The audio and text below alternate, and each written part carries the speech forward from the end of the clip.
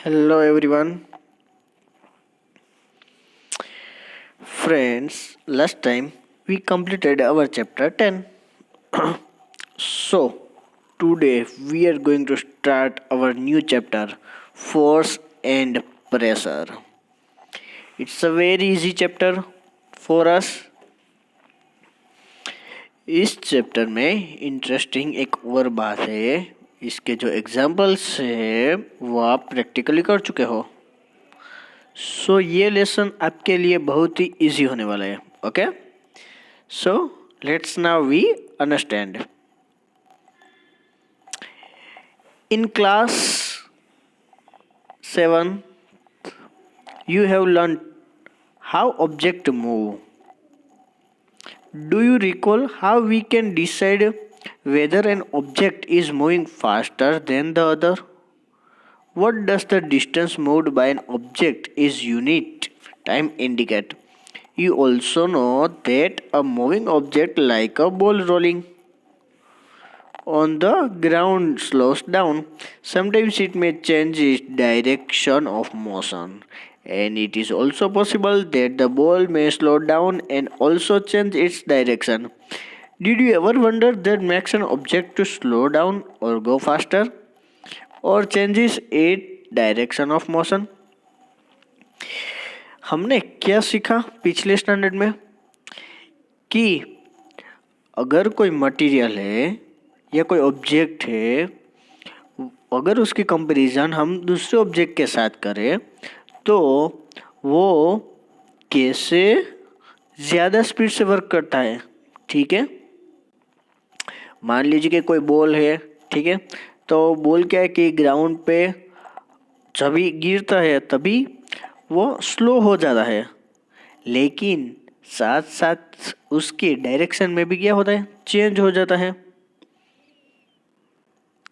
सो उसकी जो डायरेक्शन है उसमें भी चेंज होगी, वो धीमे धीमे स्लो होता जाएगा. अगर डायरेक्शन में चेंज हो रहा है तो ये किसकी वजह से हो रहा है, हाउ एंड वाई. ठीक है, तो देखिए हम यहाँ पे डायरेक्टली पिक्चर्स के ऊपर है वो फोकस करते हैं. यहाँ देखिए एक गोलकीपर है. अब वो क्या कर रहा है कि बॉल को गोल होने से रोकता है. तो क्या होता है कि एक तरफ से बॉल है वो फास्ट उसकी तरफ आ रहा है और वो क्या कर रहा है, उसको स्टॉप कर देता है, यानी उसको कैच कर लेता है. तो बॉल की जो स्पीड है वो स्लो हो गई और स्टॉप हो गई. ये वन एग्जांपल है. ठीक है, अब हम दूसरा लेते हैं यहाँ पे हॉकी प्लेयर का. अब हॉकी प्लेयर क्या कर रहा है, बॉल को फ्लिकिंग कर रहा है. ठीक है, फ्लिकिंग मीन्स एक साइड से दूसरी साइड. अब वो क्या कर रहा है कि वो जब बॉल को हिट करता है तब क्या होता है कि बॉल की डायरेक्शन है वहाँ पे चेंज हो जाती है. ठीक है, यानी अगर हम उस पे फोर्स लगाए तो उसकी डायरेक्शन भी चेंज है वो हो सकती है. और यहाँ पे थर्ड वन क्या है, फील्डर है और वो बॉल को स्टॉप करता है. ठीक है, तो बॉल की स्पीड है वो एकदम से क्या थी, ज़्यादा थी, लेकिन फील्डर ने क्या किया, बॉल को स्लोली उसकी स्पीड है वो डिक्रीज कर दी और फिर उसको कैच कर लिया. ठीक है, सो यहाँ पे इन तीनों एग्जाम्पल में हम क्या कह सकते हैं, हम कह सकते हैं कि ये क्या है, फोर्स है. ठीक है, सो इस फोर्स से हम क्या क्या कर सकते हैं वो हमें आगे 11.1 में हमें लर्न करना है. ये जो सभी लिखा था वो सब पिक्चर्स में दिए गए थे, तो हमने डायरेक्टली उसकी बात की.